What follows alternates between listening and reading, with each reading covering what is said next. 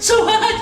What are you doing? Well, you know this get-together we're going to? I heard that Jack and Andrea have colds. Well, tomorrow is my tap dancing dress rehearsal, and I'm the lead tapper. I cannot get sick. So I went on the internet and looked up organic ways to prevent from getting a cold. And look, I have some green tea. You know, and leafy green vegetables. So I've got some spinach. It's easier if... And vitamin D, which is found a lot in egg yolks.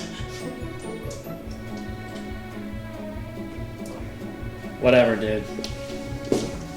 You know, you could have just used Colbigon. It's so easy. A little swab in each nostril, and yeah, it can help prevent colds. See you later, buddy.